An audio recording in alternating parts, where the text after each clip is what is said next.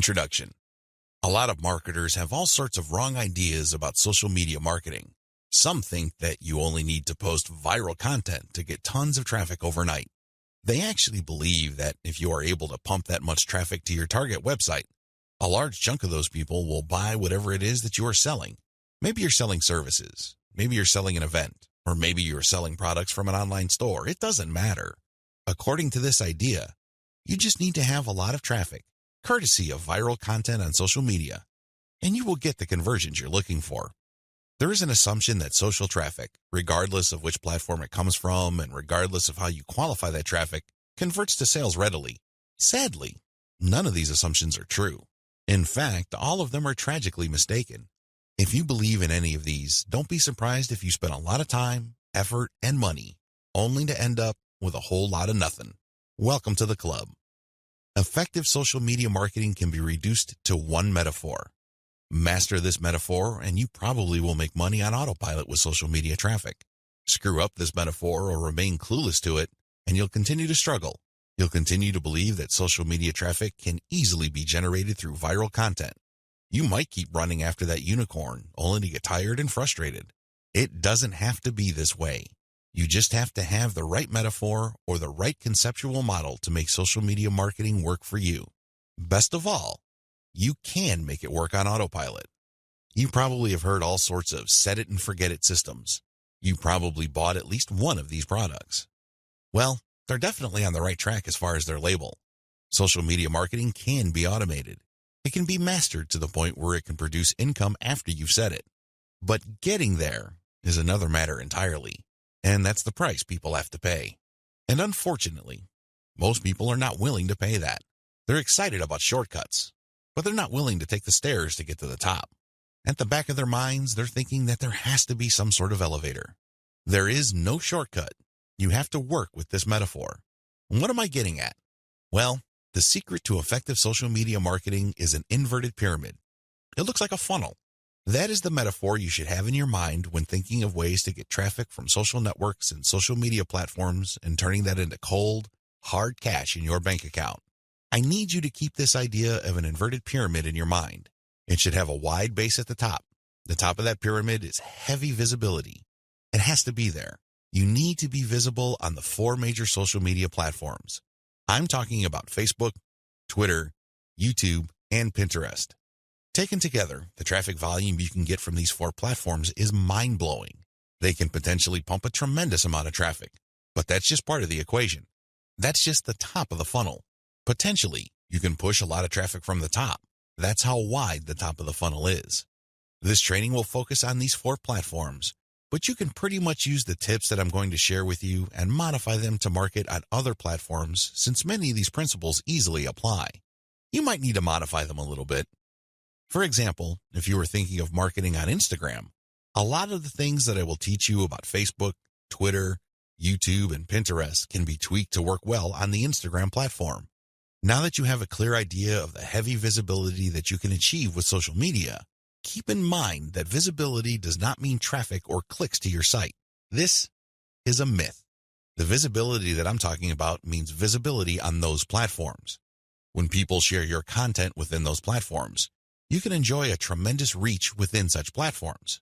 But this does not automatically mean that when you share content on Facebook, people who see your link on the materials shared by their friends would automatically click them. Get the idea out of your head that raw visibility, or as Facebook terms it, reach, automatically translates to traffic. It doesn't work that way. Instead, you need to start with heavy content visibility on each platform. People must see your stuff there. You must achieve a wide enough reach. People may not necessarily click on through to your site, but that's secondary. At this point, you just want your brand to be visible. You just want people to become familiar with your brand. So what's the big deal about visibility anyway? You may be thinking, since visibility doesn't mean actual visitors to your website, what good is it? Think about it this way. When was the last time you saw an ad for the first time and automatically clicked it? If you're like most other people, you probably would want to see the ad show up a few times for you to become familiar with it. You might glance at it from time to time. You might read the description from time to time. But after enough showings, you might seriously think of clicking through. The same applies to your content on social media platforms. Don't expect that just because you come up with catchy titles and nice attention-grabbing graphics that this is enough for you to expect a tremendous amount of clicks to your website. It doesn't work that way. People have to be comfortable enough. Your content has to become familiar enough for them to click on it. When audience members click on the content you share through your social media accounts, they get a chance to like your page, follow your Twitter feed, pin your posts, or subscribe to your YouTube channel. They still stay on the platform, but they get a chance to subscribe to your account or follow you. This is the second stage of the social media funnel or inverted pyramid. You have to develop some sort of in-platform credibility. Your content is not just this random material that came out of nowhere. Even if people don't click on it, they see enough similarity in terms of branding, graphics, as well as other content cues so that your brand stands apart from everyone else's.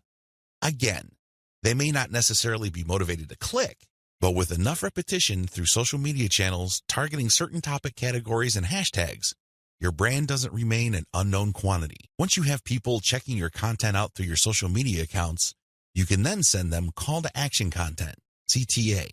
This content recruits people to your mailing list. This social content that you're sharing offers some sort of incentive. Maybe you're giving away a free booklet. Maybe you're giving away software. Whatever the case may be, there is some sort of giveaway to incentivize people to click on that link, enter their email address, and join your mailing list. Whether you use freebies, special content, special free tickets to an online webinar that's pre-recorded, it doesn't really matter. Whatever the case may be, the end game is to get people to join your list. The end game? Well, when you look at the funnel, the end game is to get people to that narrow end of the funnel. At that end, you're not necessarily getting them to click on an ad to buy something. You're doing something far more valuable. Instead, you're calling them to action so they join your list. You are converting your social media reach, meaning the top end of the funnel, to list membership, which is at the very narrow point at the bottom of the inverted pyramid. This is where the magic happens. Once people join your list because you have successfully incentivized them to enter their email on your squeeze page, you get a tremendous opportunity to build a long-term sales relationship. That's really the best way to describe it, because when people give you their email addresses, what they're really telling you is that they trust you enough to want to have a business relationship with you. This means you should not abuse that relationship. You should not send them garbage. You should not send them spam. And by spam, I'm talking about material that is not related to the topic of your list.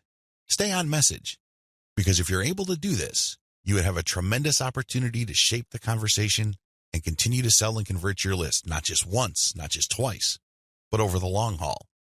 There are many successful list marketers who make 7 figures every single year, and all they have is a mailing list.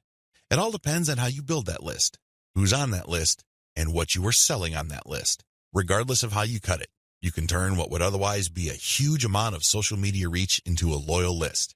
This is the secret to effective social media marketing. You probably haven't heard this before. I wouldn't be surprised, because the vast majority of social media marketing books out there try to trick you into thinking that you just need to harvest all this traffic from social media so people can click like monkeys on the ads on your website. Maybe that worked when Facebook first launched nationally. It definitely doesn't work today. Sadly, this is where too many marketers fail. They screw this up. Now that you know the secret, here's some bad news. This is precisely the point where too many marketers screw up. When they're sending social media content, they promote their squeeze page directly. Although the squeeze page gives away freebies and incentivizes people to sign up, this is too much too soon. And, not surprisingly, a lot of these marketers burn through a lot of exposure just to get people to their list. Worse yet, when these people join their mailing list, they're completely unprepared. They don't know what to expect. They're not properly conditioned. A lot of them are not even fully qualified to become list members. So what do? They end up doing a whole lot of nothing. This is actually the worst kind of list member. It's much better to just have a very tiny list, because if you have a huge list and almost everybody doesn't do anything to put money in your pockets, you're going to be paying for those list squatters month after month. Alternatively, you might attract list bouncers. These are people who join your list just to get whatever premium you're offering, download it, and then promptly unsubscribe. They have effectively bounced from your list. Effective social media marketing. Effective social media marketing means using your social media traffic and highly effective content shared on social media to build successful relationships. Your email list is going to be the platform you will use to convert the relationships made possible through all that social media traffic. You're essentially creating highly targeted mailing lists using content shared on targeted channels on social media. This is the secret to effective modern social media marketing. What social media marketing is and what it isn't. There's a lot of misconceptions regarding what social media marketing actually is. In fact, when you come across people who call themselves social media marketing consultants or practitioners, chances are very high that they will give you different definitions. Part of this is due to the fact that there are many different points of emphasis when it comes to social media marketing. Some people focus on the content. Others pay more attention to the network that the content is going to be addressed to. Others give more of their focus to social engagement. Naturally, to the layperson, social media marketing is a big question mark. I understand if you're confused at this point. In fact, you may be so confused that you try to simplify things in your head and end up focusing on how to get as much traffic for as little effort as possible. That is precisely how a lot of online entrepreneurs and marketers approach social media marketing. Sadly, that is a one-way ticket to failure or disappointment. It's not just going to work out sooner or later. With any kind of project, you have to have the right definition. Otherwise, you're making things harder on yourself. Depending on the definition you go with, you might have all sorts of expectations. And if these outcomes do not come to pass, your resolve and your motivation levels start to suffer. You have to work with the right definition. A winning definition. With all of the above said, what is social media marketing for our present purposes? Well, since this training uses list marketing as its main vehicle for converting social media reach into cold, hard cash, social media marketing is all about content-based audience relationship building. Let me repeat that. Social media marketing is all about content-based audience relationship building. You need to use content in a strategic way. You need to speak to certain audiences and build a relationship with them. This relationship is not this broad word that makes people feel good, but ultimately doesn't mean much of anything. Instead, this relationship has a tangible form. And I am, of course, talking about your mailing list. Once you get people on your mailing list, that's when the fun begins. Everything else is just a workup or a preliminary prior to that point. You need to get people on your list. Social media marketing is going to be your primary vehicle to get people to your list. Everything has to revolve around that list. And this must shape, inform, and guide your social media actions. Managing your expectations. A content-based audience relationship approach to social media marketing sets different expectations compared to other ways of defining this type of marketing. When you read the typical social media marketing book, for example, How to Dominate Twitter, the focus is on traffic. Unfortunately, if that is your main goal, you end up with a the more the better mindset, and you feel really depressed at the end of the day because the traffic doesn't come. Even if it does, there's not going to be enough of it. You have set yourself up to fail. When you use a content-based audience relationship building approach to social media marketing, your focus is on getting the right content in front of the right eyeballs to build the right levels of trust. This is a long-term game. It is definitely a marathon, not a sprint. Since that is your expectation coming in, you position yourself for a long-term victory. You're not going to be the typical failed social media marketer who jumps into the game with both feet, only to find out that the traffic simply isn't there. So what do? That's right, they quit. Manage your expectations by focusing on the right definition and you will be okay. The worst thing you can do right now is to sabotage any chance of future success by defining the problem the wrong way and filling your mind with all the wrong expectations. Social media marketing can build brands if. Now that we've defined social media marketing, the next step is to focus on the end result of this content-based audience relationship building approach. If you do everything right, you walk away with a brand. And let me tell you, that is the best asset you will ever have. Now, in terms of real-world traffic, you may get a low to moderate level of traffic. But if you build a solid brand, that traffic is all you need. That is qualified traffic. These are not random people just blindly clicking on links out of curiosity. These are people who are actually interested in whatever it is you are trying to sell. They want to truly learn more. They want to build a relationship with you because they want to know what you're about, like what you have to offer, and eventually trust whatever it is you are pushing. These are real people. And this is only possible if you build a solid brand. You have to deliver solid value. I wish I could tell you that content marketing is enough to do it. I really wish I could say that, but that is not true. That only explains part of the situation.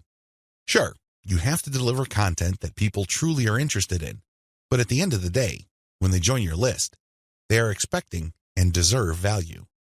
That's how you build a solid brand. When people join your list, they will quickly find out that they did not waste their time because you send high-quality updates that actually add value to their lives. Social media marketing can explode the rate at which brands are formed. That's why a lot of people are ranting and raving about social media marketing. But a lot of them are clueless as to how to build a solid brand. Most of the time, they just stumbled into it. I'll let you in on the secret. It's all about content-based audience relationship building. There are many different parts to that equation, and I'm going to walk you through them in a practical way in the following videos. In this section, I just want you to wrap your mind around the definition and the expectations that flow from it. This is how we tightly define the project that you're going to embark on. Anything less, chances are, you're going to beat yourself up unnecessarily because you just had unrealistic expectations. This is not one of those get-rich-quick schemes. This is not one of those overnight success stories. This requires real work. This is the real deal. Are you ready for the journey? Great. Let's get on to video 2. 8 reasons why you need to do social media marketing. Just to be sure, if you are in any way, shape, or form unclear as to the value of social media marketing, here are just 8 reasons why it needs to be part of your comprehensive online marketing plan. Maybe your current plan puts more emphasis on search engine marketing. Maybe you're currently focused on outreach. Well, those are all well and good. But to really round things out and add a lot more value to your current online marketing campaign, social media marketing has to be part of the equation. It doesn't have to take center stage. It doesn't have to be your overarching priority, but it has to be a part of the total mix. Here are just 8 of the thousands of reasons why your company, regardless of its size, needs to do social media marketing. Reason number 1, social media's huge direct and viral reach. If you build a solid page on Facebook, you develop a direct reach. This means that a certain percentage of people who like your page will see your updates. While it is true that Facebook has been reducing the organic reach of Facebook pages recently, there's a workaround to that. When people go to your page, you can instruct them to like your page and then click your page's settings to show your updates first. You might want to show a video that teaches people how to do this. You might even post an animated GIF. Whatever you do, clue people in that they can fix their settings to see your updates first. Now, for people that take the time and bother to do this, you have to offer content that is really valuable. This puts the onus on you. There has to be real value on your page for them to want to do this. But you can increase your direct reach by instructing people. On top of that, when people like your content, they can share it on their wall. Since people on Facebook have friends and their friends have friends, this can easily have an exponential effect. In fact, even if your page only has 100 likes, but these are real people with real friends, don't be surprised if one of your posts gets really viral and spreads all over the place. Social media enables you to have a large direct reach. It also provides you with a tremendous opportunity to enjoy an exponential content coverage. Reason number 2, social media is habitual.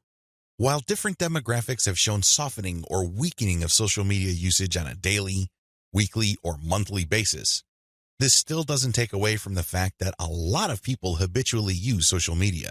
In fact, a lot of people do this the first thing in the morning. When they wake up, they go to their mobile phone or tablet and check their updates. It can easily become a habit.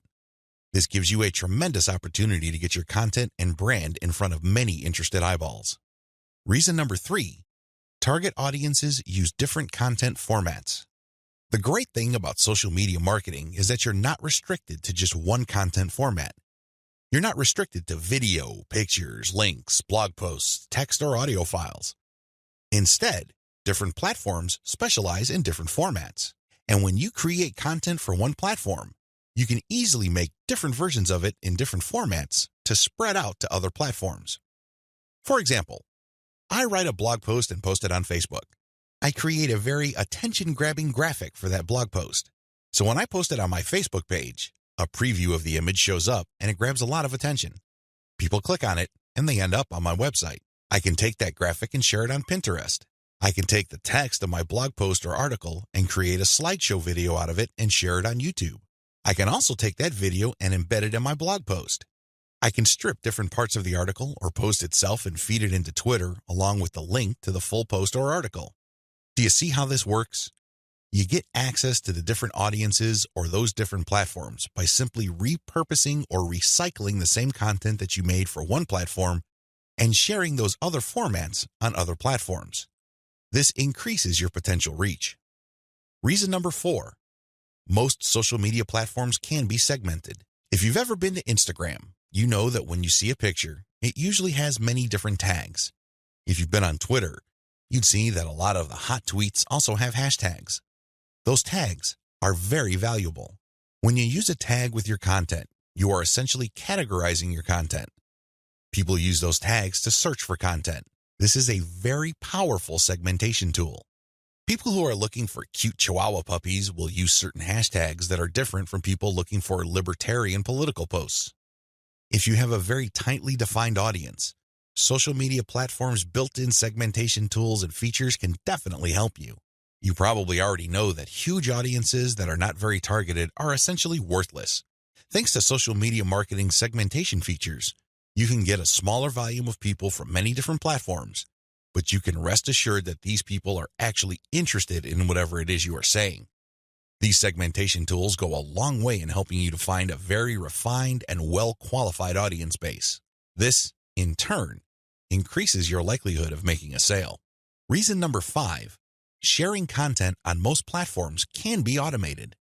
Thanks to tools like Hootsuite and Social Oomph, you don't have to worry about manually going to Facebook or Twitter and copying and pasting materials from a document or spending hours setting up your scheduled posts. You can automate your posts to publish up to 6 months on Facebook. This means that you can set up your Facebook account to post 6 to 10 or more times every day, but you don't have to babysit it because you have fed the content in. The best part is that a lot of these automation tools use bulk feeds, meaning you can format your content in an Excel file and convert it to CSV and plug into these tools. You don't have to input the materials one by one. Talk about saving a lot of time while also maximizing your reach. Reason number 6, you can run a 2-track marketing campaign using mailing lists. The heart of a content-based audience relationship marketing campaign on social media is to build a highly targeted mailing list. Now, this is not what you think. A lot of people are thinking that once they build the list, they're on their way to becoming a millionaire. Absolutely wrong. They're missing a step. When people join your mailing list, it really is a general mailing list. By general, I'm not saying that it talks about all subjects under the sun. I'm not talking about that. Instead, I'm talking about general interest in the specific topic. You really don't know yet at this point who is a buyer and who is a person who is simply looking for information and is still trying to make up their minds whether they trust you enough. You create a general list, and then eventually you try to upsell them to a buyer's list. And how do you do that? Well, you sell low-cost items on your general list. You can sell a booklet for $1. It doesn't really matter what the price is. It has to be very low because what you're really trying to do here is that you're trying to give people a means to identify themselves as a buyer, and you want to make it as smooth and easy as possible. $1 is almost an afterthought to most people. They won't think that it's too painful to buy your product. But once they get to your buyer's list, you eliminate them from your general list, and now you have a pure list of buyers. That list, my friend, is a gold mine. That's where you send your money-making updates. That's where you get people to check out your case studies and get them to pay top dollar for whatever affiliate programs or original products you are pushing on your buyer's list. This is called a 2-track marketing campaign. It's extremely powerful, and it has made a lot of people rich. But you have to step away from the very common mistake of thinking that once you get a lot of people to your mailing list, you have it made. Absolutely wrong. There is another step that you need to take. Reason number 7, your brand gets natural repetition through multi-platform marketing. Assuming that all your social media accounts on all 4 major platforms look similar to each other, you get many bites at the apple. You really do. When people run into your brand on Facebook, there's a chance they might run into your brand on Twitter. If there is enough graphical similarity between your brands, then they can see that you're all over the place and they can converse or engage with your brand regardless of where they are on the internet. Eventually, this builds a tremendous amount of familiarity and people might become so comfortable that they join your mailing list when you call them to action. The best part of this is that it happens naturally by you simply creating accounts on all the major platforms. Your brand speaks to people who are interested in your niche, regardless of where they go. Reason number 8. Save money through content repurposing. Make no mistake about it, content generation is expensive. Even if you hire highly qualified, talented, skilled, and experienced people from countries with huge numbers of people who speak English as a second language, you can still be out thousands of dollars every year. High-quality writers from places like India, Pakistan, and the Philippines may be cheaper than American writers, but their costs still add up over time. One of the things about social media marketing that really excites me is the fact that you can create content and repurpose it into many different formats. This reduces your cost. If I hire a writer from India and pay that person $1,000 a month, I can get a fixed amount of content. At this point, I can choose to pay that person another $1,000 to get even more content, or I can take whatever content he or she produced and turn them into videos, infographics, or strip them down into questions for tweets. I can turn them into diagrams. I can take the voiceover of the video that I produced and turn it into a sound file. I can even make a slideshow of those materials. Once I have all this repurposed content, then I can share them on format-specific platforms. For example, I can share the slideshows on SlideShare. I can post the infographics on Pinterest. I can post the product shots or general product pictures on Instagram. I can post the questions on Twitter. I can also post the videos on YouTube. Best of all, I can post all the formats on Facebook. Do you see how this works? When you do this, you buy content once, repurpose it, and share it so you get a higher chance of getting traffic or visibility with that repurposed content. You're not creating content constantly. In fact, the name of the game is to produce as little content as possible, but market these high-quality pieces widely. This is how you maximize their value. The old idea of constantly publishing content just to get a few eyeballs here and there is dead. Seriously, that's a one-way ticket to the poorhouse. Your better approach would be to make that content work for you by converting it into many different formats. You then share these different formats on platforms that specialize in those formats. I hope the 8 reasons above are clear and that you are pumped up to do social media marketing right. In video 3, we're going to talk about picking a social media marketing campaign that is most likely to produce results for your type of online business. See you there. You need to modify your social media marketing campaign based on your online business type. I know this video is going to throw a lot of people off, but people need to understand this. One of the major reasons why a lot of otherwise intelligent and experienced social media marketers fail to get the results that they're looking for is the fact that they're using the wrong approach. Their approach to social media marketing and the websites they're promoting is a one-size-fits-all approach. Now, you don't need me to explain to you why that's a bad idea. It doesn't work in most areas of your life, and it definitely doesn't work when it comes to social media marketing. You can't look at this project with the mindset that as long as you pull traffic from social media platforms, then you can use the exact same method and the exact same communication tactics, regardless of the online entity or business you are promoting. Since we're using content to develop relationships on social media platforms, this one-size-fits-all approach is even more fatal. I mean, it's a bad enough idea as it is, but if you were to use a content-based campaign, it gets even worse. The reality is that different business types require different content and publishing strategies. You have to customize, modify, and tweak your particular content and publishing strategies on social media to fit the type of website you are trying to promote.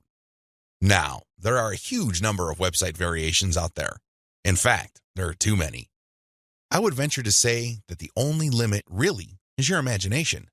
But if you were to categorize these different website types into 4 rough forms, they would more or less fall into the following: publishing, e-commerce or dropshipping, email lists, and traffic sales. Again, there are many variations of these, but if you were to look at the different types of businesses out there, you can pretty much reduce them to these 4 types. When you study these closely, they have different needs. They have different features that must be addressed. Otherwise, you're not going to get the results you're looking for.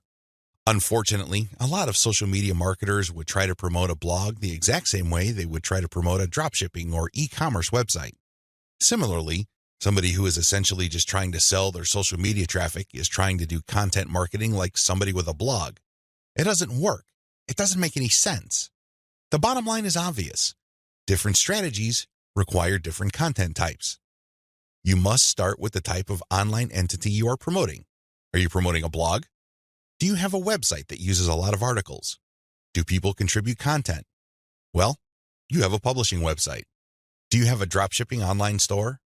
Maybe you built it with Shopify and you use Oberlo to get products from AliExpress. When people buy stuff from your storefront, your software orders the materials from AliExpress and you keep the difference. Maybe you sell from your own inventory. It doesn't really matter. You run an e-commerce website. This is very different from a publishing business. Similarly, if you make your money through your mailing list, you can't market on social media the same way as you would if you had an online store. Again, different strategies require different content types. What do you have available? Now that I've gotten you thinking about how special your specific website target is, I need you to look at the different content types available to you. You need to think outside the box. You need to look at all the available options out there and how you can create content that is tailored to your specific type of online entity. Here are the list of content types you can use to promote different online entities, but your specific focus and specialization should weigh more heavily on certain types of content instead of others. Audio clips, slideshows, infographics, diagrams, blog links, videos. The bottom line, don't just think links. It really freaks me out. In fact, it really saddens me when I see a lot of otherwise capable social media marketers focus almost entirely on spreading their links. They think that this is the end game. Well, yes, links are important. I can see where they're coming from because when people click on a link, that's instant traffic. But you have to understand that depending on the type of target site you are promoting, you would build a tighter brand if you share different types of content. In many situations, you probably would be better off sharing more audio or infographics and diagrams than if you were sharing naked links because people are bombarded with links every single day. You have to pay your dues. You have to become familiar enough to your target audience members using these different content types for them to eventually trust you enough to click on your link. Unfortunately, a lot of people have this in reverse. They start with the links, and when they get desperate, they then use other types of content. At that point, they're a day late and a buck short. Don't do that. Instead, use the derivative content first, and then play up the links. Also, not all of these formats work with your particular style of website.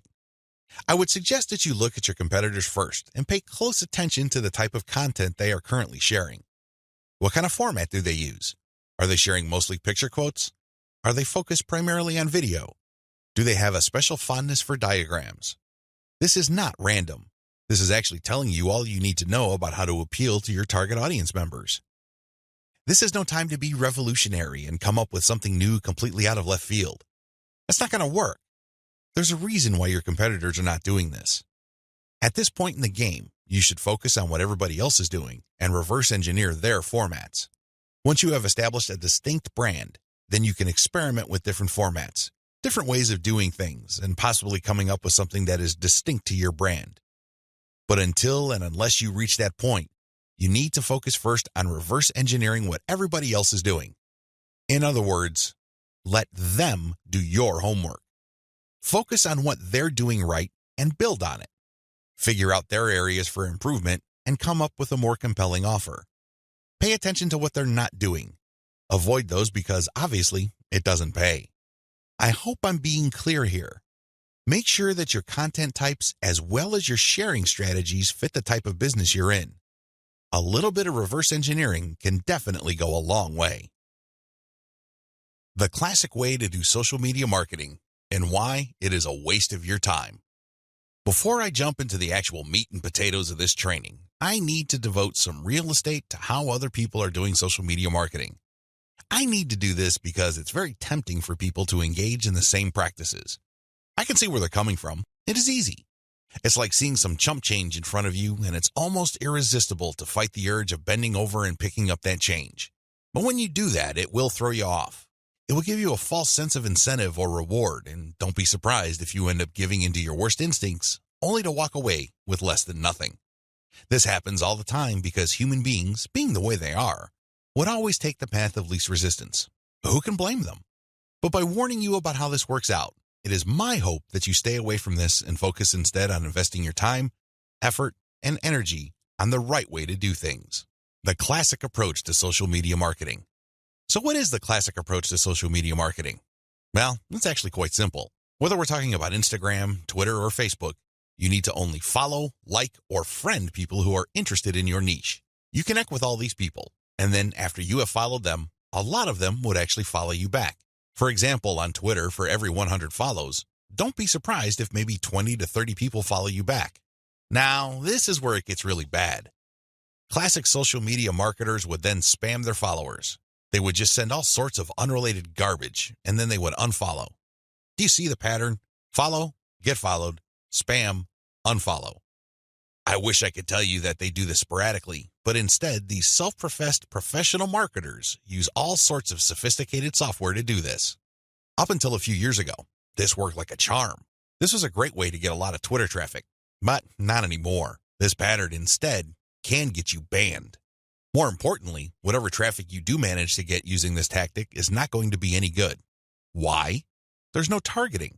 You're not pre-qualifying these people who would follow you. The only reason why they followed you in the first place is because you followed them first.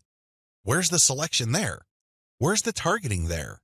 Now, you can make wild guesses, but ultimately, it's a volume game and it leads nowhere. The return on effort is not there. I'm not saying that you can't make any sales doing this technique. I'm not claiming that.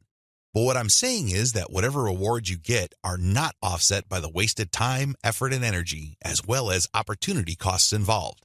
You're better off using a quality-based approach. Audiences are looking for quality.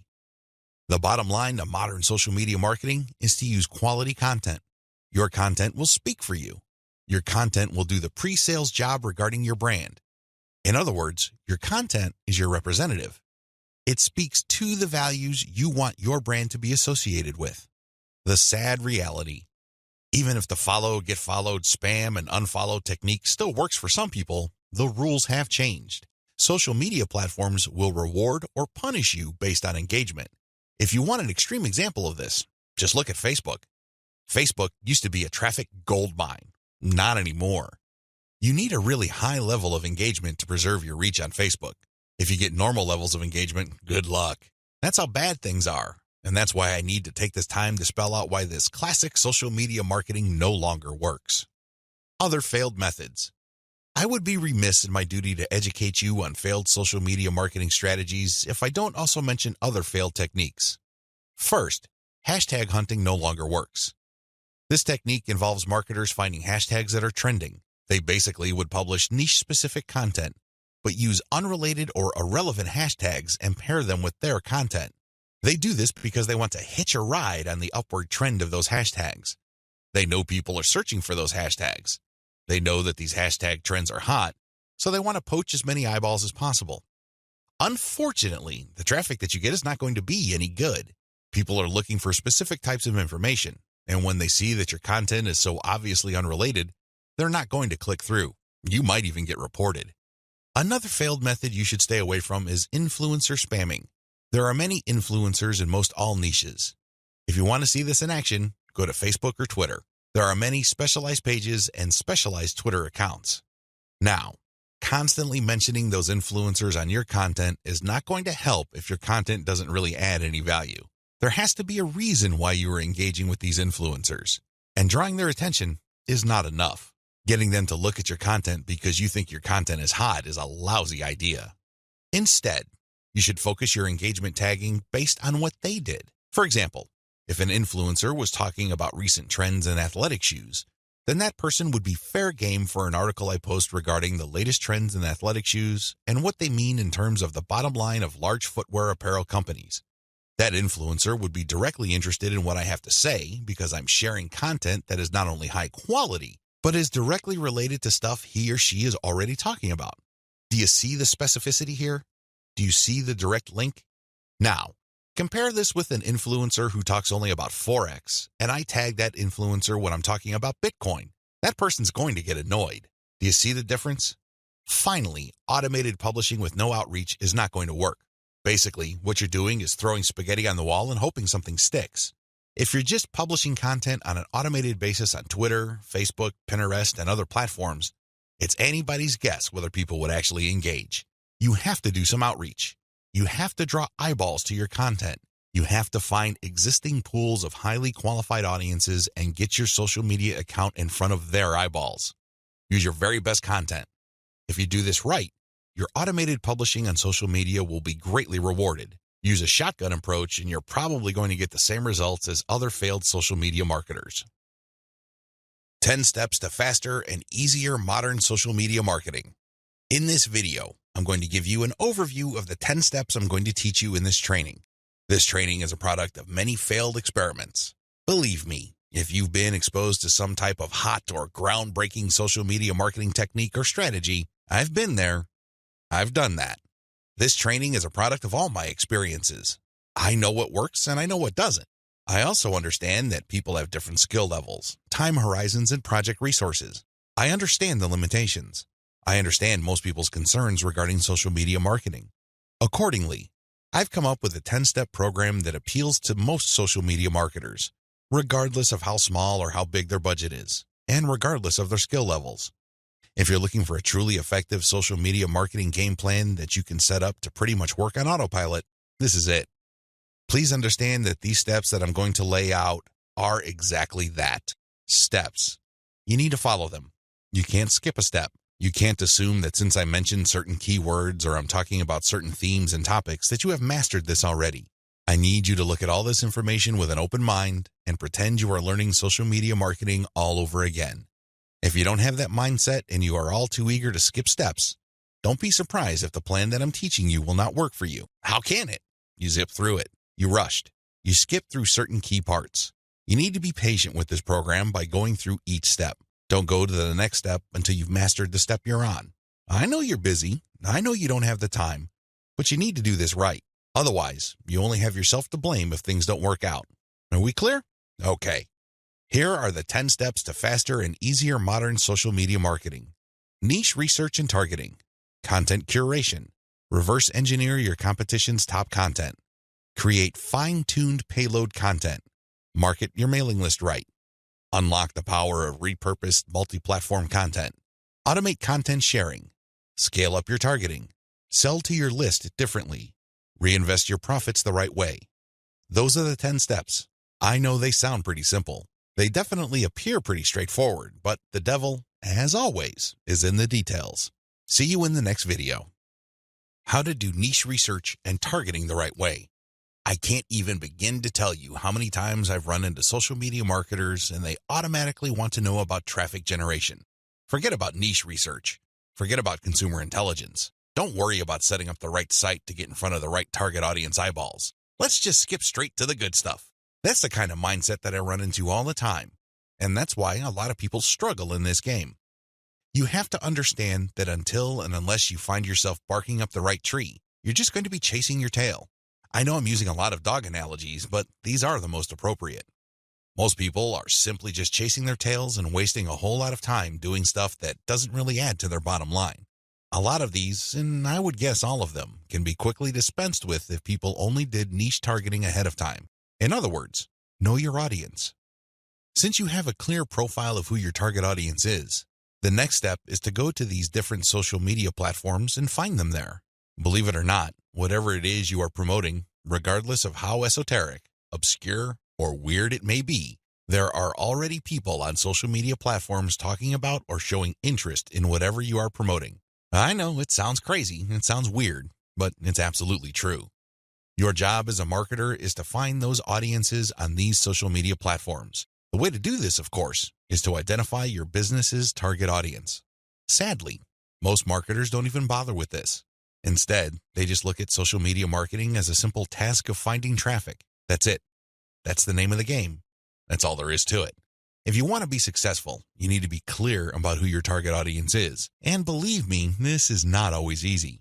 You're going to run into the temptation of making educated guesses about who your target audience members are. Most of the time, that doesn't work. Thankfully, there is an easier way. The more you take random shots in the dark, making all sorts of wild guesses, the more money and time you will lose. There's a shortcut here. Find your competitors. Seriously, just find them. And let me tell you, regardless of how weird, esoteric, or seemingly unknown your niche is, there will be at least one competitor on social media. Find that organization or business and let them do your niche and target audience research for you. Since they've already started and are already speaking to your audience, find out who your competitors are and look at their social media profiles. Reverse engineer who they're following. Pay attention to who they're targeting. Look at how they categorize themselves. In the most simplest terms, pay attention to the hashtags they use with their content. These clues should be enough to give you an idea of where to start. This way, you get a head start. You're not completely stuck in the dark and absolutely clueless as to what to do. Instead, you have some objective, tried and proven information you can work with. Pick your target niche. You have to remember that every business can be positioned in at least one of two ways. The bigger your niche, the more angles you would have at your disposal. You can look at different subsegments of your niche. You need to understand how this works because you might think you have a clear niche, but it may well turn out that there are many different layers or tiers to that niche. There might be different subsegments there. You should have a clear understanding of what your niche is generally and what subsegments exist within that larger niche. Again, you can reverse engineer your competitors to take a stab at this. Regardless, you need to do this. You need to get this information. Now that you have an idea of what your target niche is, go to the different platforms like YouTube, Facebook, Twitter, and Pinterest. Now, look at whether these places have sizable content areas or messaging areas like Facebook pages, groups, Google Plus communities, Twitter hashtags, Pinterest pinboards, and existing YouTube channels. Pay attention to these places and see if your niche is big enough on those different platforms. If you notice that a particular platform doesn't really feature that much content for your specific niche, this is a red flag. The demand may not be there. The audience size might not be worth your while. On the other hand, if you see there's a lot of videos regarding the topics that you're going to be hitting, this may be a good sign. But you need to do another level of analysis. Pay attention to the number of competitors you have. If there seems to be a huge number of competitors fighting over the same niche, then this is going to be a problem. But if it turns out that there's a lot of content targeting your niche, but they're only produced by a handful of people or organizations, this is an encouraging sign. Also, pay attention to how active your target audience members are. Look at the content that's being shared regarding your niche. Do you see a lot of engagement? Do people share this stuff? Is this hashtag quite prevalent? Look for these and other objective indicators of activity. When you wrap your mind around these indicators, then you should have a clear idea of whether you should target your niche at a particular platform or whether you should ignore a platform altogether. List out your niche indicators. While you're doing reverse engineering, pay attention to how your niche is indicated on platforms. These involve hashtags, categories, keyword targets, labeling patterns, and tags. Use these to do the analysis I described above. Again, in any niche, there are sub-niches.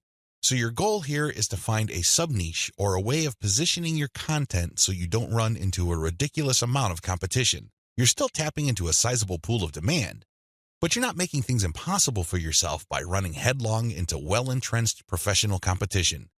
You will probably need to keep experimenting with different sub-niches until you find one that is promising enough. Content curation, your secret social media marketing weapon. Now that you have picked the specific sub-niche that you're going to be targeting, as well as finished doing advanced research on where your sub-niche or niche segment audiences are located on social media platforms, the next step is to find content.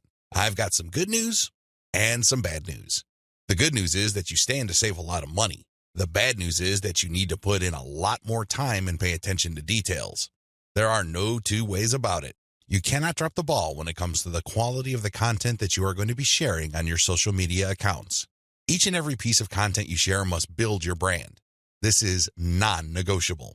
You can't just pick random pieces of content that somehow, some way has something to do with your niche.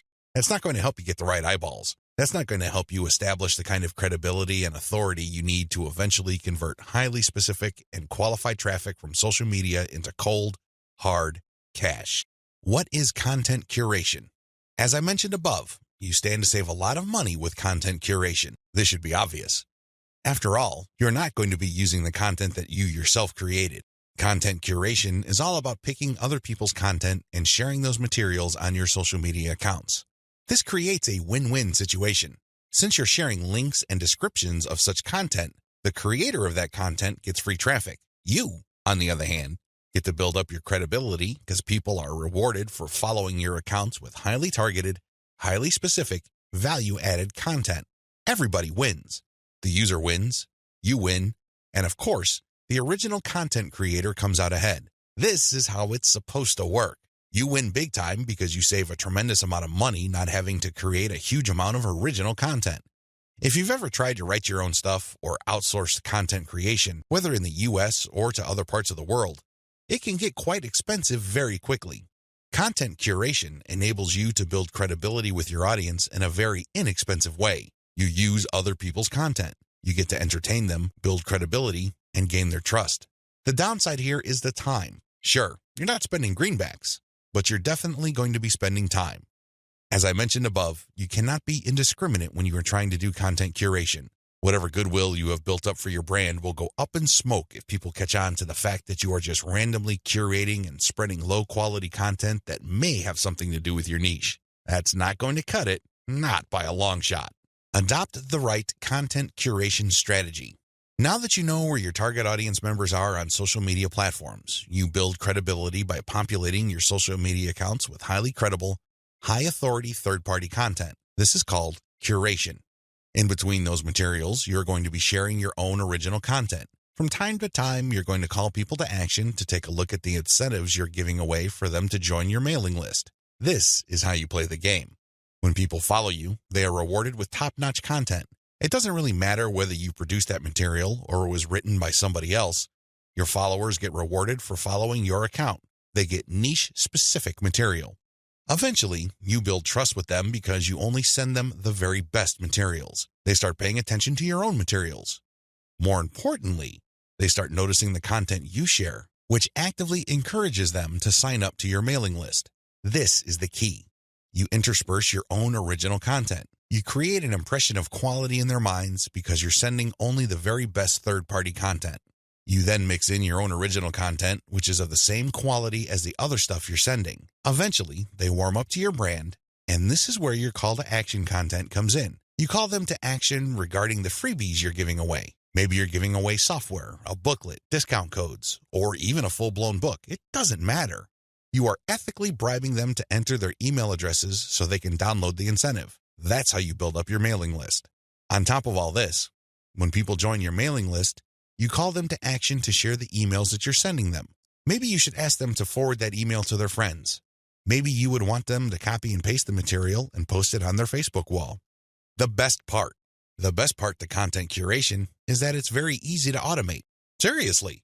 This is one way of content promotion that is very automation friendly. You only need to get the URLs of the third-party content that you're curating and plug them into an Excel sheet. You then convert the file into a CSV file, which is then imported by social media scheduling tools like Hootsuite and Social Oomph. You don't have to manually enter anything. You don't have to schedule everything by hand. You can do all of this through software. Isn't that awesome? You get to build credibility while at the same time minimizing work.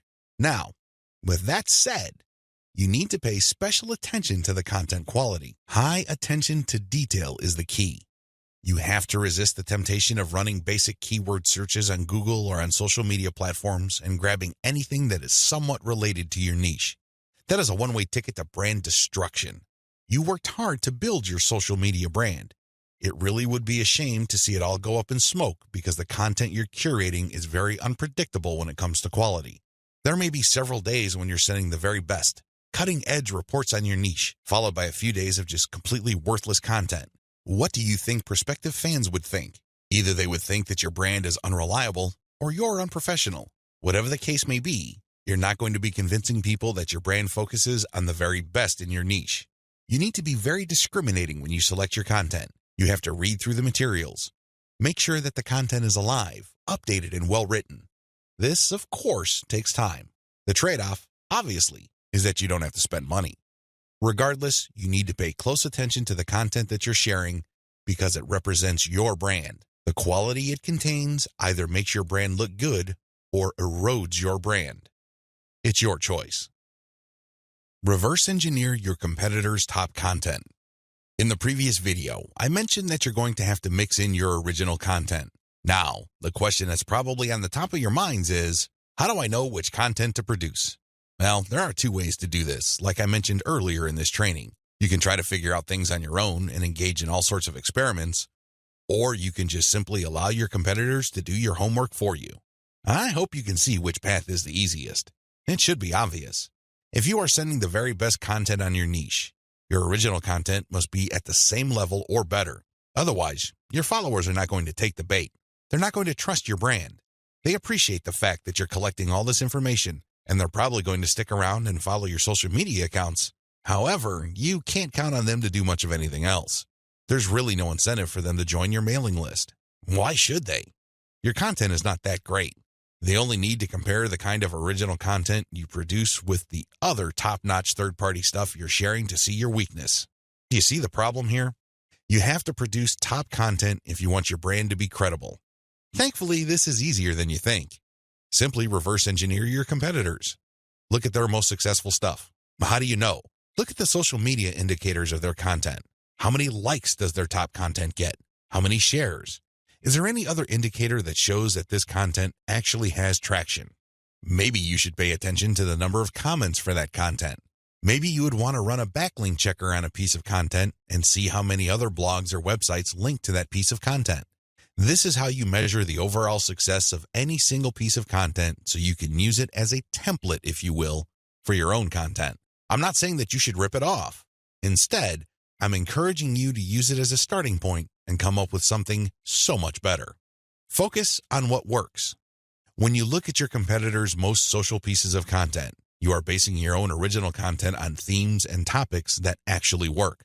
They have traction with your target audience members. You're not wasting money or time taking wild guesses. This is one of the most common mistakes social media marketers make. They think that they have the best ideas regarding hot content in their niche, so they come up with all sorts of content that they think is just plain awesome, only to fall flat on their faces. I'm telling you, for every 100 pieces of those types of original content, maybe 10 would gain any sort of respectable traction in your niche. It's too expensive, and it burns too much time. Thankfully, there is a better way. You just need to reverse engineer your competitors' most successful content. Use that as a starting point. You can adjust them. You can modify them. You can come up with your own variations. But at least you get a head start. At least you're in the ballpark when you start off. You're not just taking random shots in the dark. Learn from your own success. After you have started curating and mixing in your original content, pay attention to your statistics.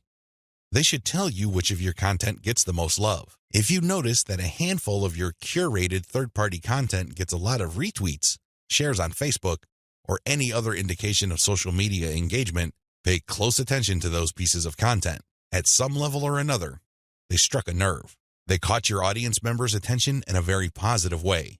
Find these successful curated pieces of content and create original versions of them. Similarly, if you have many different original pieces of content, only a handful of them will be really successful. Pay attention to those. Find them. Once you've identified them, create more of them. Focus on the same themes and present similar information the same way. The key here is to focus on what works and expand it and grow it. Ditch the stuff that failed. Build on your strengths. Create derivative, cross-platform variations of your most successful content. Now that you have a clear idea of how to create content that has proven traction, don't just keep reverse engineering it. While you need to continue doing that, you also have to do something else. Create derivative or cross-platform versions. For example, one particular type of blog post does well on all your social media accounts. Identify its themes, pay attention to its patterns, and come up with another blog post. See if that works. If you achieve the same level of success, you're onto something. This is not a fluke. This is not a one-time thing. You have struck on a theme that your audience members readily enjoy. The next step is to take things to a whole other level. Instead of just cranking out yet another blog post, create videos about that theme, make specialized diagrams, produce infographics. Take these materials and share them on social media platforms that specialize in those formats. For example, for blog post URLs, share them on Twitter and Facebook. For videos, share them on YouTube. For diagrams and infographics, share them on Pinterest. Drilling even deeper, look at your hottest blog posts and strip out key questions and use these as leads or titles for tweets. Tweet the same content several times over the course of a week. Of course, don't drop it all in 1 hour, but space them out. Still, when you use the right questions, you become very visible on Twitter. Pair these with the right hashtags. The bottom line, the great thing about content curation is you save a lot of money, but you are also positioning yourself to build on your strengths. You focus on things that you're doing right and figuring them out so that you can predictably produce successful content. Now, this is not going to happen overnight. You have to keep experimenting until you find the right themes that consistently work with your audience. Fine-tune your payload content.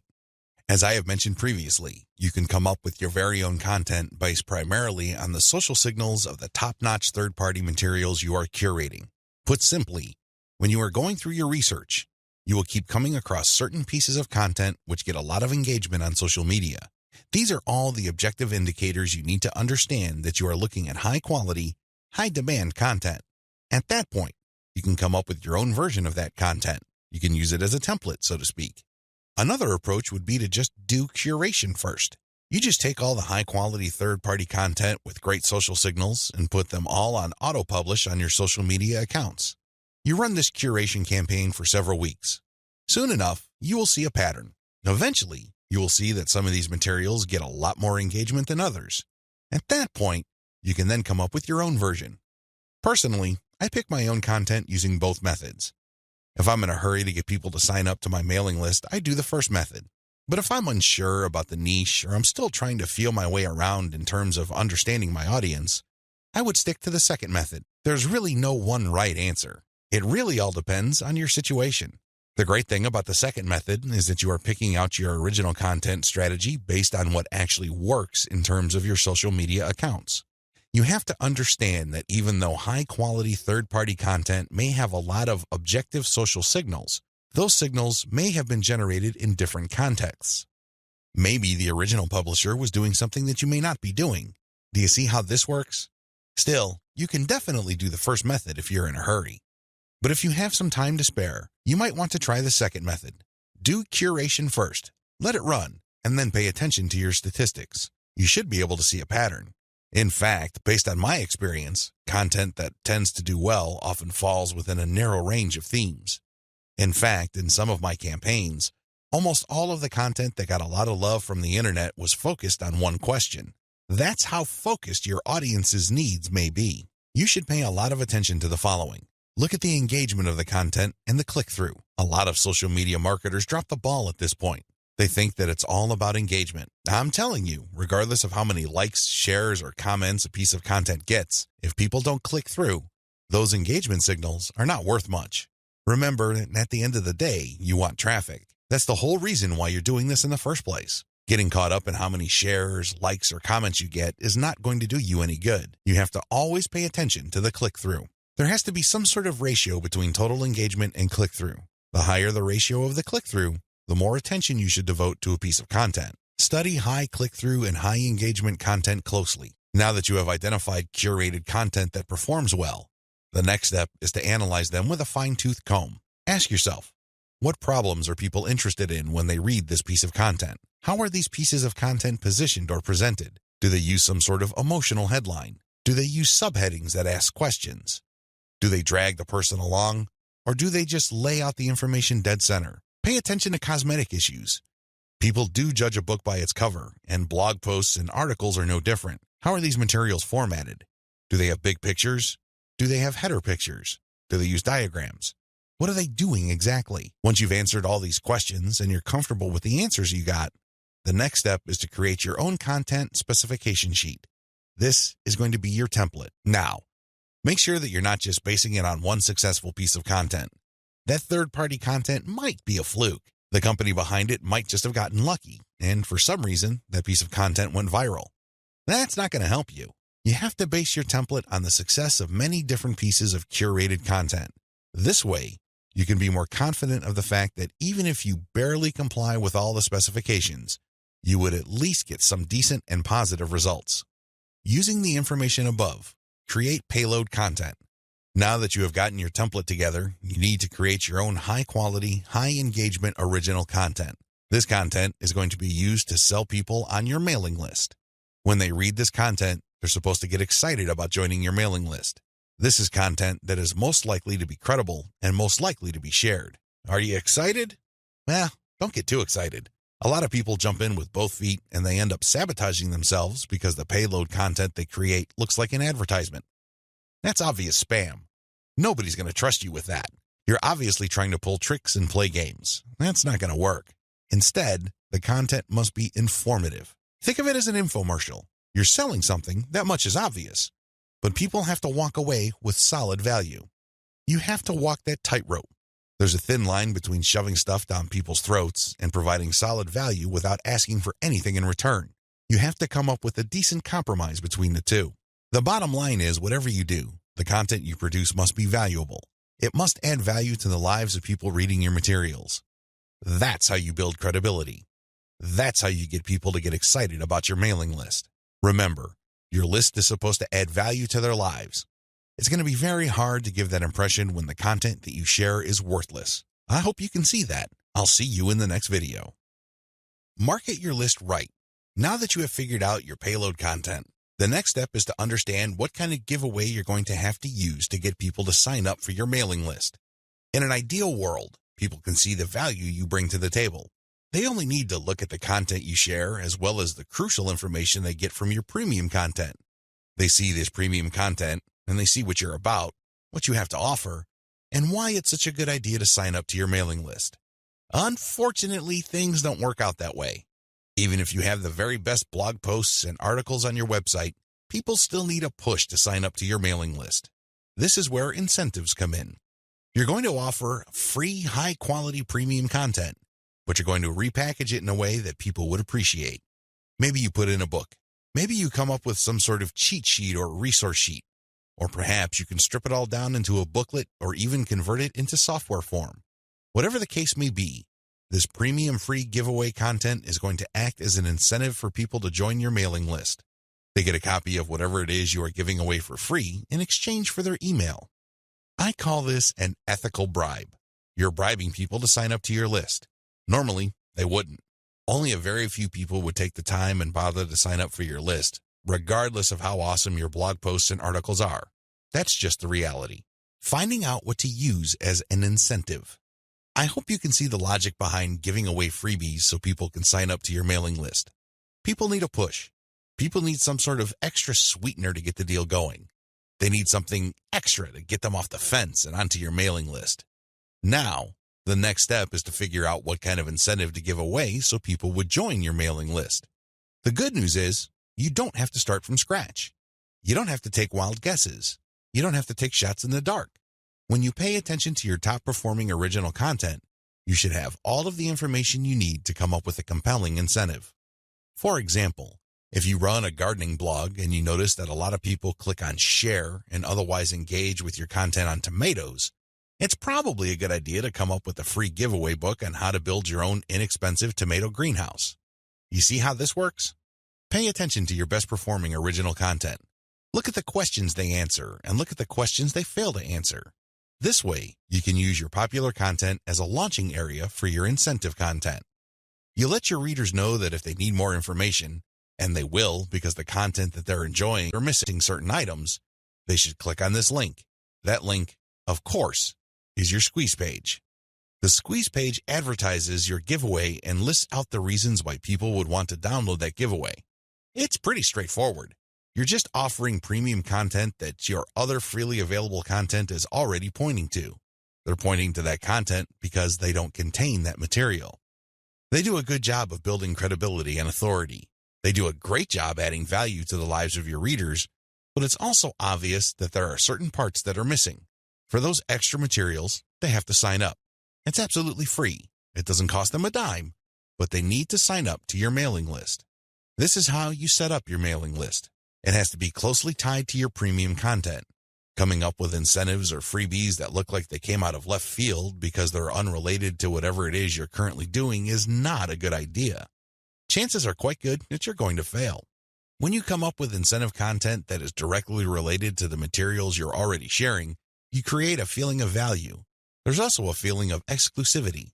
After people have seen your content and have become aware of what you are and what your brand is about, you let them in on a special premium. This is a special deal that other people who haven't accessed your brand have no idea about. Position all your original content to push your mailing list first. To play up the value of your incentive content, you first have to promote the value of the mailing list. I know this sounds counterintuitive, but if you think about it, it makes all the sense in the world because, in reality, it's the mailing list they're signing up for. The freebie that you're giving away is just a bribe. It's intended to get people to enter their email address and nothing more. If you were to use all your original content to play up the fact that people can get this additional content, don't be surprised if people sign up to your list and quickly unsubscribe because they really don't care about your list. Again, you're walking a tightrope here. On the one hand, you want people to get excited about the premium you're giving away for free in exchange for their email address. On the other hand, you want people to see the value that they would get by being members of your mailing list. This is how you should play it. All your original content should push your mailing list first. I'm not saying that you should not tie it into the incentive, but your original content should highlight the fact that when people join your mailing list, they will continue to get valuable information. This is the key, because when you use your tried and proven content to push mailing list membership, people are less likely to join your list and immediately unsubscribe. They are aware of the value that the list can possibly bring to their lives. You then play up the premium content as part of the membership. In other words, it's an extra. It's not the main focus of the list. Keep the list separate from the premiums you use to get people to sign up to your list. I hope this is clear because you want to play up the list first, but it must be obvious that you are using the premium content, whether it's a free book, a booklet, a cheat sheet, some sort of pre-recorded video, or something else, as a means to get people to make a decision. That's the bottom line. You want the incentive to push people to make a decision to join your list, but all your original content, and your website by extension, should push the reader to see the value of being a list member. A lot of social media marketers completely blow this.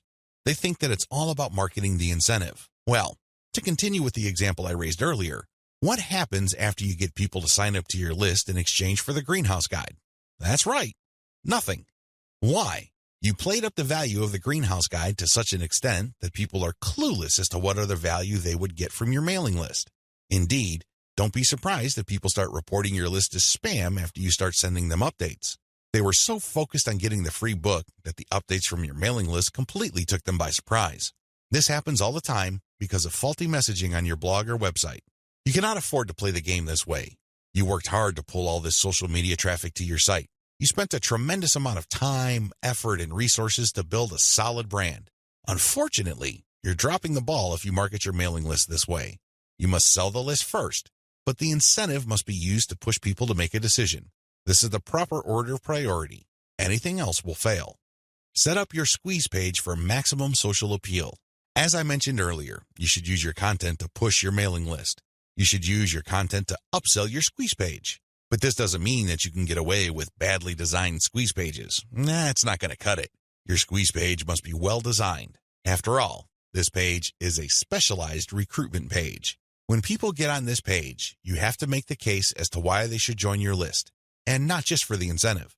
While the incentive takes a big chunk of the real estate of a squeeze page, you should be clear about the fact that people are signing up to your list. With that said, you have to make your case. Why should people bother with your updates? Why should people stay on your mailing list? What kind of value would they get? Remember, people are always asking what's in it for me. Your squeeze page must answer that question effectively, clearly, and powerfully. Your squeeze page must be well designed enough to be able to make that connection, while at the same time, it must be easy to market on social media. Maybe you should have a graphic on your squeeze page that can be easily posted on Pinterest. Maybe you should have a video on your squeeze page that can be easily shared on YouTube. There are many ways you can go with this. What's crucial is that your squeeze page must be social media ready. At the same time, it should also do a good job of recruiting people. Set up the right confirmation page. When people join your list, thank them and make them feel welcome. You also have to clue them in regarding the content they should expect to receive. Make them feel that they just did the right thing. Make them feel that they solved a major problem. Not only do they get access to the digital freebie you're giving away, but they're also going to be receiving valuable information regarding a particular topic that they have problems with. This is how you sell the list. Simply hyping up and over-promoting the premium is not going to help you convert social media traffic into cash. That's just not going to happen. You have to sell the list. You have to build trust in the list. Unlock the power of repurposed content. I've already described this in an earlier video, but this topic is so important it deserves its own standalone video. When you create original content for your blog or website, you already know that this content has some sort of traction in your niche. You already know that there is a significant amount of demand for this particular type of content.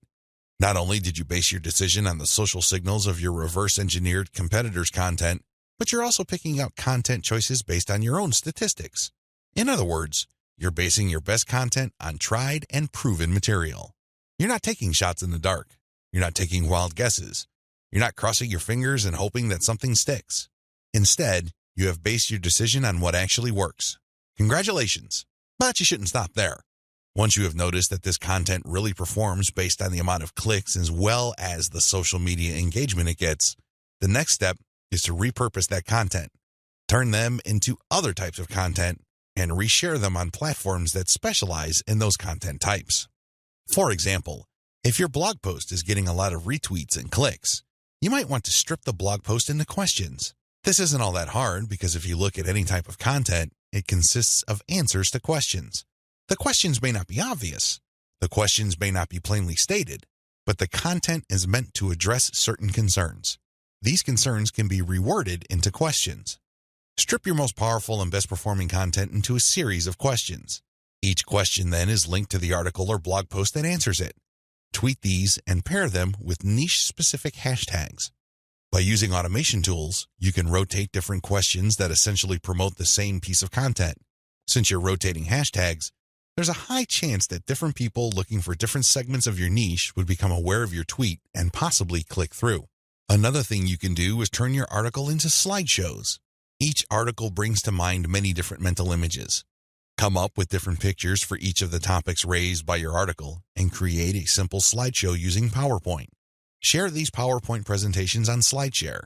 You can also use other tools to create a video from your slideshows. Once you've created these videos, you can obviously share them on YouTube. Alternatively, you can look through the issues you raised in your blog post and turn them into infographics. Infographics are essentially stripped-down graphical forms of articles or blog posts. They focus on the most important points you raised and make them easier to understand by the viewer by converting them into pictures. Share these infographics on Pinterest. Finally, you should make sure that all your blog posts or articles have a nice header picture. This way, when you load the link on Facebook, a nice preview shows up. It grabs eyeballs and people are excited to share the content.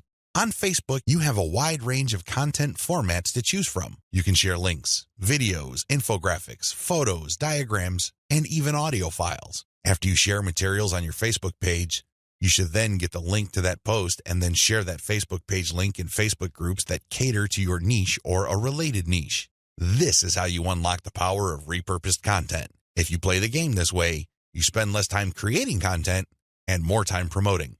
Promotion is the name of the game. You may have great content, but it's not going to do you much good if people don't even know it exists. For every hour you spend creating content, you should spend 10 hours promoting that piece of content. This is how you build up a successful mailing list. This is how you create a solid brand on social media. Start with powerful content, but create different versions and spread it on many different social media platforms. Use automatic content sharing. Before I get into content sharing automation, I want to highlight one other important reason why you should repurpose your content. If your audience members keep seeing that you talk about the same stuff over and over again, chances are you will lose them. People want to hear new stuff. People want you to explore other related needs of theirs. They don't want you to basically keep recycling the same stuff over and over again.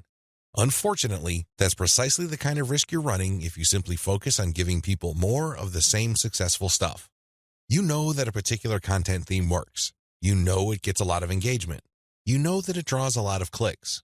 It's perfectly natural for you to want to keep recycling that same theme. Don't do it. Focus on the very best way to present that theme and stick with it. Just do it a few times, but focus more on repurposing. This way, when people get into contact with your content, they can see that you are talking about something that appeals to them, but in different formats. They are more likely to pay attention. They're more likely to click through. They're more likely to share. Keep this in mind when it comes to repurposing. Don't think that Video 11 is completely optional. It isn't. You want your social media feeds to consist of highly successful content as much as possible. It really would be a shame to figure out what works, only for you to get lazy and just focus on text content. I'm sorry to say it, but text content can only take you so far, which brings me to content sharing automation. Since you're going to be sharing a lot of content, and much of this content being third-party as well as original and repurposed content, you're probably going to have your hands full if you decide to do this manually. First of all, since you're going to be covering many different platforms and sharing different formats on those platforms, you have a lot of forms to fill out over and over again. Sure, you may have created an account, one for each of those platforms, but submitting to those places requires you to fill in forms. Posting on Facebook involves form filling. Now, if you really don't have that much content to share, this should be barely manageable. But if you're looking to maximize your visibility by publishing on your social media accounts several times a day, you need to automate. Unfortunately, simply plugging in information into content publishing tools is not going to do you much good. You have to know when to publish. Believe it or not, the vast majority of your target audience members check their Facebook, Twitter, Pinterest, and YouTube accounts within a certain block of time every single day. Post outside of that block of time and you miss the eyeballs of the vast majority of your audience members. Sounds good so far, right? Well, here's the problem. Different audiences have different time preferences. How would you know? This is where experimentation comes in. First, you're going to have to share your content randomly at different times of the day. As much as possible, share content every hour. Set your content automation tools to publish every hour. Let this run for about a week or two. After the experimental period is over, check your stats. Facebook Insights, for example, will tell you when most of your page fans checked out your content. Armed with this information, you should set up your automated software to publish your content in a cluster to fit those optimal times. For example, in the experimental stage, you're publishing one piece of content every hour. That's 24 pieces of content spread out over a full 24 hours. After you checked Facebook Insight, it turned out that 80% of your content views actually take place between 8 a.m. and 5 p.m. You then take those 24 posts and compress them within that 8 a.m. to 5 p.m. window. This is how you publish in clusters. Forget time blocks outside of that time frame. This way, you maximize your chances of the right eyeballs seeing your content. Special notes for Twitter. If you're going to be publishing on Twitter, republish your content many times during the day at the most optimal time frame. Facebook Insight already told you that your content is being viewed within a specific time frame. Chances are your Twitter fans have the same social media viewing habits. Stick to that time frame. Now, here's the secret. Set up your automated content publishing tools to tweet out your best content many times during that time frame, but you also have to rotate different hashtags. This way, you can reach different people looking for hashtags that are related to different subsegments of your niche. Special notes for Facebook. When publishing to your Facebook page, don't hesitate to publish original content that you have published before. Try to avoid publishing only once. Instead, you should sandwich or schedule this republished successful content in between high-quality, curated content. This way, people get more exposure to your best content. Once they click through, you get yet another chance to recruit them to your mailing list. Remember, when you share high-quality third-party content, you're not getting the traffic. You're building credibility, but you're not getting potential list members to your squeeze page. That's just not happening. When you share your own original content, you get a chance to recruit them to your squeeze page. Keep this distinction in mind. This is the reason why you should republish your most successful content by interspersing it with top-rated, curated content. Scale up your targeting. When you're publishing on Facebook and Twitter, you can use hashtags. This is definitely true with Instagram. Regardless of the platform you're on, make sure you play around with how you categorize or tag your content. In any niche, there are many different tags available. Experiment with these. See which tags get the most attention from the social media platform you're sharing a piece of content on. Of course, you're not going to find the magical combination of hashtags overnight. That's not going to happen. This is one of those things that you're going to have to find out by doing it over a long period of time. Still, when you run these experiments, a pattern should emerge. Sooner or later, you would discover that certain hashtags produce a lot more results than others. They draw a lot more eyeballs. They get a lot more attention. Most importantly, they get a lot more engagement. Stick with those. Experiment with tagging niche-focused influencers. When you're doing research on hashtags on Twitter, for example, you would be able to find influencers that specialize in those hashtags. These people just love to post content related to certain topics. They use a narrow range of hashtags every time they post. It seems that's all they focus on. Find these people. Look at their content. Are people retweeting them a lot? Are they getting a lot of love for their content? Do they get a lot of engagement? Are people responding via Twitter? It should be fairly easy to see which accounts are influential in your niche and which aren't. Don't just focus on how many followers they have. Instead, look at the total amount of engagement they get, and also pay attention to the ratio of followers they have to the number of accounts they follow.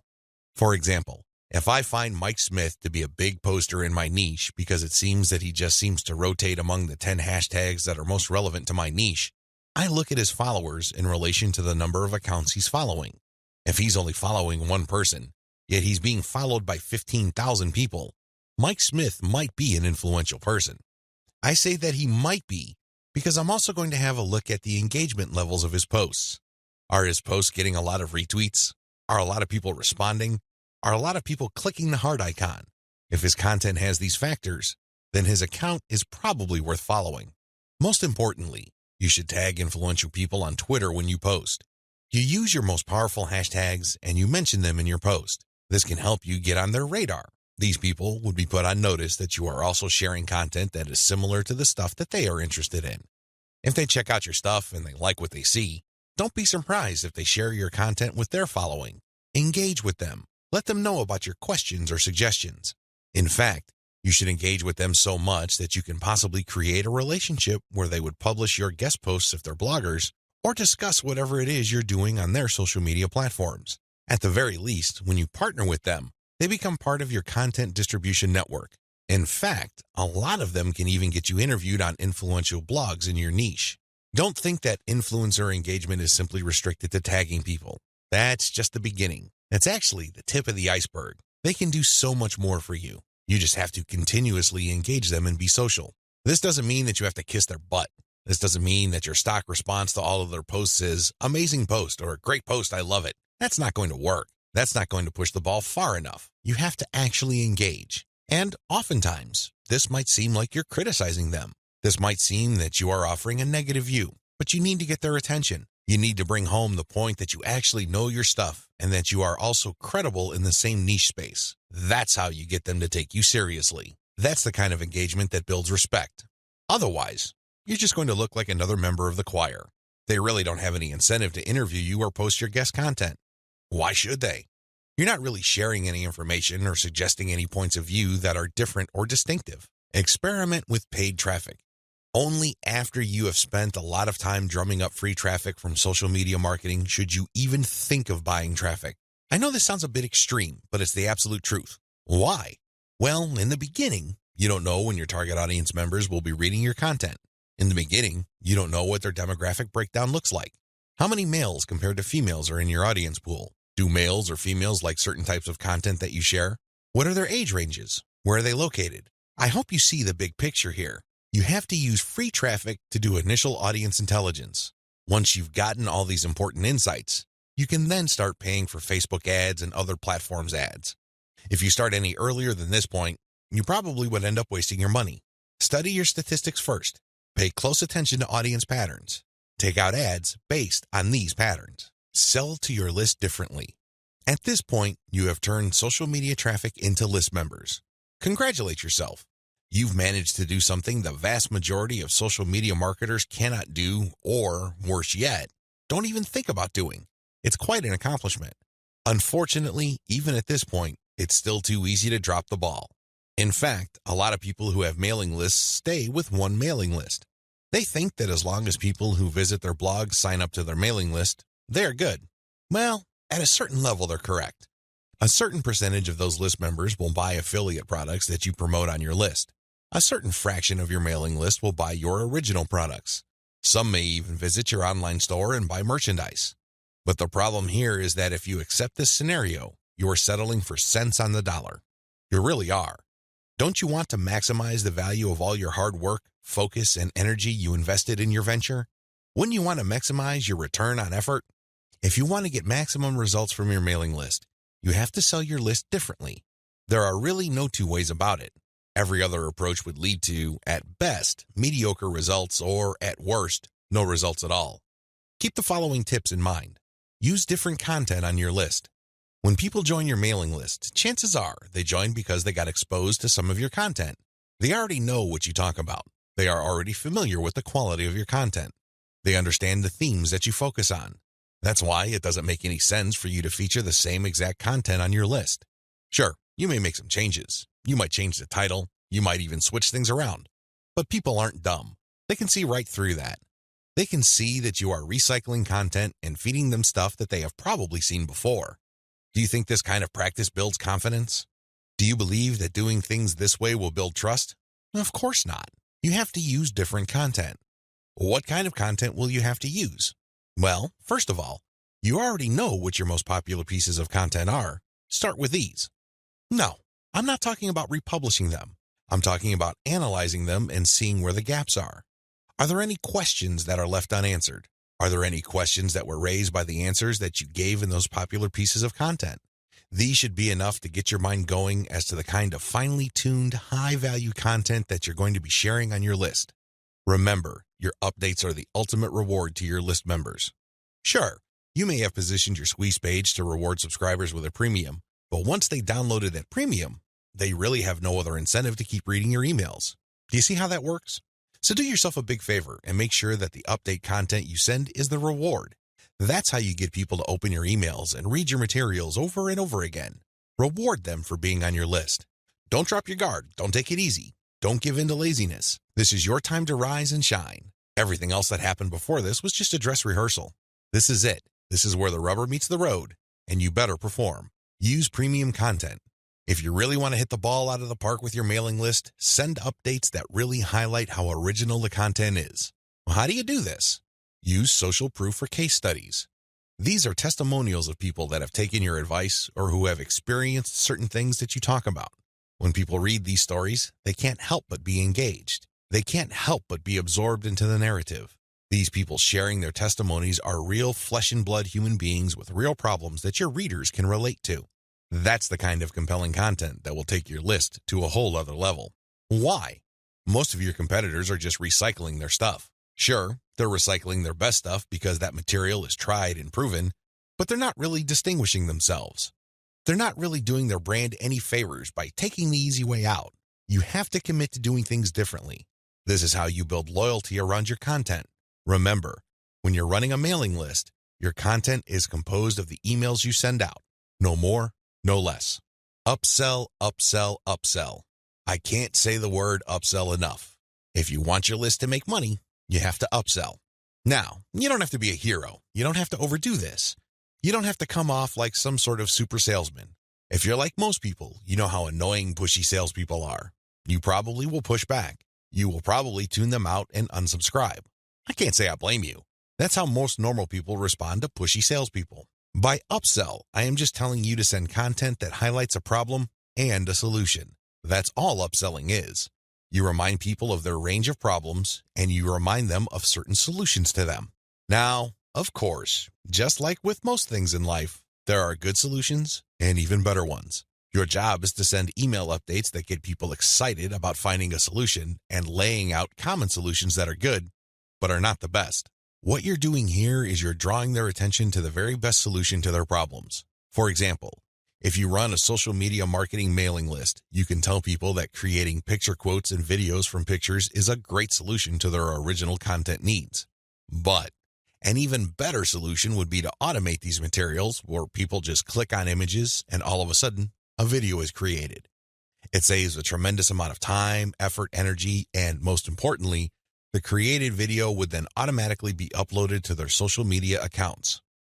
That's the kind of distinction between good enough solutions and obviously superior solutions. That's how you upsell people to your list. You're still providing value.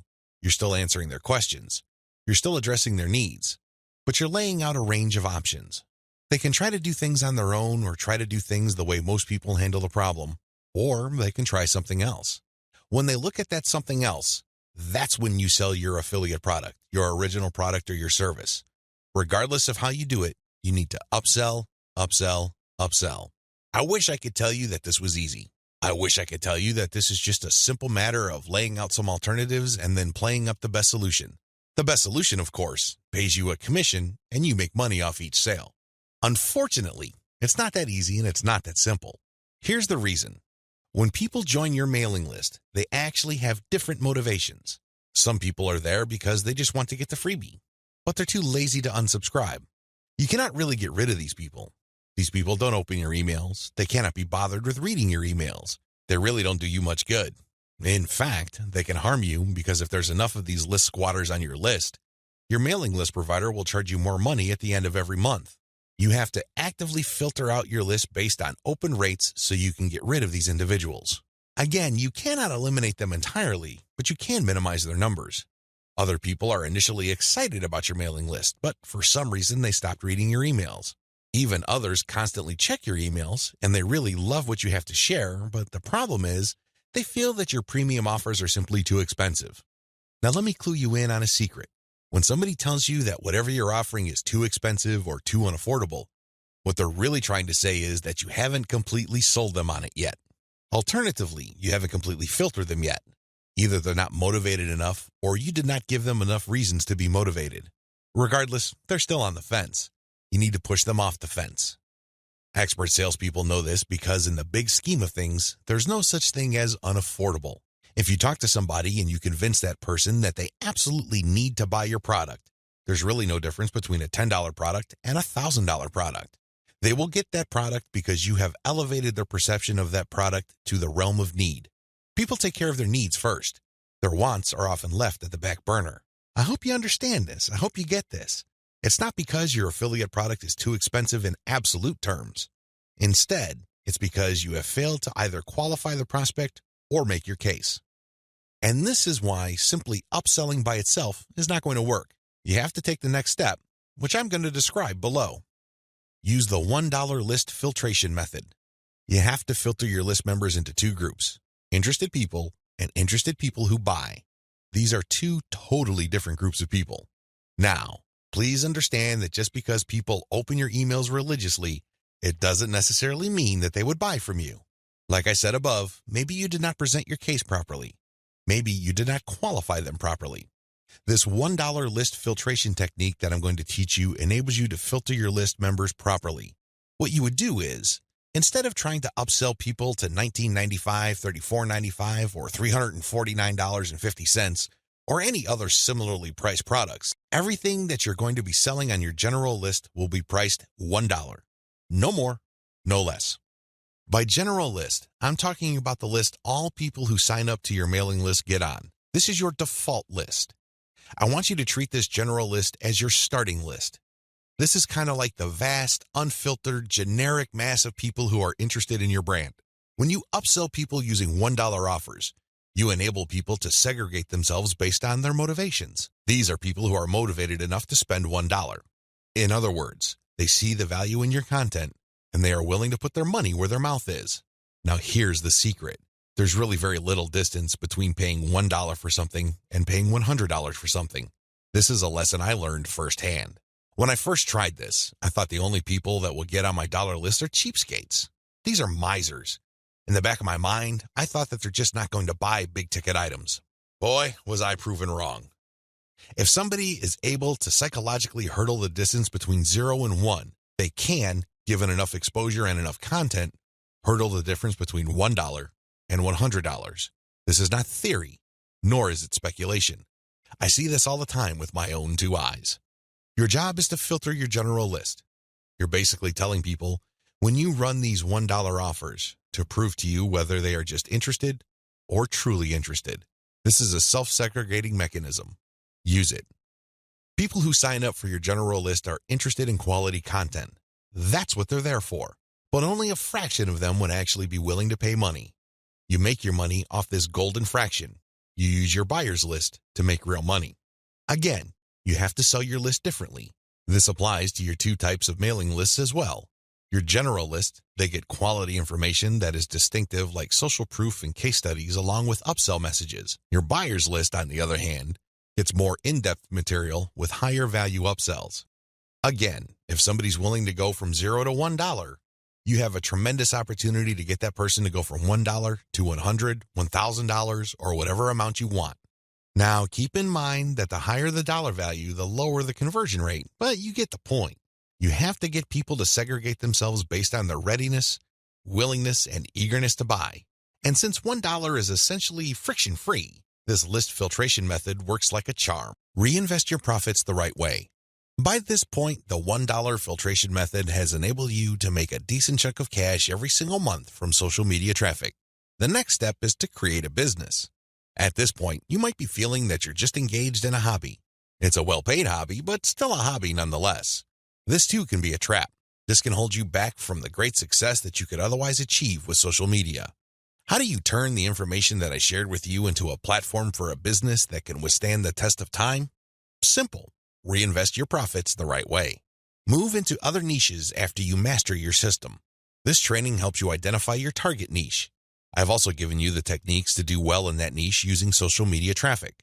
Once you've made quite a bit of money on your niche and this money comes in month after month, you have to think big. You have to look into other niches that are related to your current niche. This thinking is actually pretty straightforward. If you have already mastered your niche to the point that you're making automatic income month after month, then you can apply the same system to other niches that are closely related to the one you're in. This is how you scale up your business. Instead of just one stream of cash, you build many different streams of cash based on the system that you mastered. You know what hashtags to target. You know what kind of content gets eyeballs. You know how to present information on social media. You know how to promote a mailing list. These and many others form part of your system. It really would be a shame to restrict that system to just one niche. Once you've mastered those, find niches related to those and grow into these other fields. Highly successful list marketers don't just operate one list. They operate dozens, and this translates to 6, if not 7-figure incomes year after year. If they can do it, so can you. Buy more targeted traffic after you find out what works. Once you have discovered the type of content marketing strategy on Facebook that works, you can buy targeted traffic. How? Use Facebook's lookalike technology to target people who share the same interest profile as your existing audience. This is what's so awesome about Facebook. This is also what gets them into all sorts of hot water. Believe it or not, accept it or not, Facebook is spying on you the moment you log into the platform. It pays attention to what you like. It pays attention to what you comment on. It pays attention to what your friends like. And it makes all sorts of predictions regarding your behavior and your interests. Accordingly, if you like certain topics, it creates an interest profile. Facebook's lookalike audience technology enables you to find people who haven't visited your Facebook page who share the same interest profile as your current fans. Talk about an amazing technology. Take advantage of this. It enables you to show your brand in front of eyeballs who are more likely to appreciate it. Invest in more original content. You might want to invest in original content. If you're already making a decent profit from your current system, you might want to take things to the next level and add a whole lot more value to the lives of people following your brand on different social media platforms, as well as in your blog or website with original content. Now, this doesn't mean that you have to roll up your sleeves and write everything yourself. You can hire professional writers to do this. Thanks to global outsourcing, you can get high-quality original content from places like Ozkey.org without it costing you an arm and a leg. You can get high-quality content that truly engages your audiences without it killing your profit margin. Invest in more content updates. This advice really flows from the previous point I raised. If you're going to be investing in more original content, automatically you'll be investing in more content updates. You will have a lot more original materials to share. These two actions go together. Regardless, you need to step it up in terms of content updates so you can pack a lot more value. Invest in your original products. When you're started out setting up this system I teach you in this training, you probably would be focused on affiliate products. You get an affiliate from an affiliate program, you market that link on your email updates. When somebody clicks on that link and buys something, you get a commission. Pretty straightforward, very simple. Well, if you really want to make a lot of money, you have to turn your back on affiliate marketing. You really do. Instead, you have to sell your own stuff. The reason why you need to do this boils down to control. When you are selling other people's materials, you are at the mercy of their squeeze page, their landing page, and ultimately, the quality of their product. What if their product sucks? What if their sales page converts only a fraction of the people it could otherwise have converted? You lose out. That's the bottom line. If you want to maximize your control over your income, you need to invest in your own original products. Thankfully, outsourcing is always available to you. You can outsource to professional companies like Ozkey.org or other specialized content producers to help you produce high-quality original materials for cents on the dollar. Sell your own video-based membership courses. The main problem with product sales online is, by and large, you're selling the item once. Somebody clicks the buy button, they pay, they get access to the download link, and that's the end of the story. They already have the product. They can enjoy it, they can throw it away, they can do whatever they want with it. But the transaction only took place once. Wouldn't it be awesome if people keep sending you money every month? Wouldn't it be great if you get recurring income? Well, that's exactly what you can enjoy when you sell your own video-based membership courses. For example, if you have a gardening blog, you can set up a video-based course where you teach people the ins and outs of garden cultivation. Every single month, each member's PayPal account or credit card account is billed a certain amount. You don't have to lift a finger. And this goes month after month after month until they cancel. The best part? You shot the videos once, yet you make money off them month after month. How awesome is that? This is called passive income. And the great thing about this is that you don't have to stick with video. It can be any kind of membership. Maybe you can give them access to pictures. Maybe you can give them access to files or even software. It doesn't matter. What they're paying for is the right to download that material month after month. This is the key. Recurring income should be your ultimate goal. This is how you maximize your effort. You're putting in less work while getting more money out of the system. Unfortunately, this is not something that you can master getting out of the gate. It also doesn't happen overnight. You have to pay your dues by doing the other steps above first. Conclusion. Social media marketing confuses a lot of people. It definitely leads to a lot of dead ends if you let its myths get the better of you. This training shines a light on one effective way of using social media exposure to turn social media reach into cold, hard cash in your bank account. While I'm not claiming that these steps are easy, they are doable. You just need to follow instructions. You need to conduct experiments and focus on what works. The key here is to use this information to fit your particular set of circumstances, to produce practical, actionable steps that you can use to earn a truly passive income. Don't move one step ahead until you've mastered the previous step. Now that you have all the information that you need to succeed, please understand that none of this will make you rich if you let it stay in your head. Not in a million years. You have to take action on them. You have to get that sense of urgency that you need to make this information a reality. The longer it stays in your head, the less likely your finances will change. Give yourself a deadline. Commit to a firm start date. Once that date comes, start. You don't have to be a hero. You don't have to hit a home run the first time you step up to the plate. As long as you're making a small step forward, that is good enough. Why? A small step forward is still a step forward. You have to keep doing it. You have to take step after step. It doesn't matter what side of the bed you woke up on. It doesn't matter what you're feeling. None of that matters. What matters is you stick to the plan. If you're able to commit and focus, you will succeed. I wish you nothing but the greatest success. Thank you for watching this training.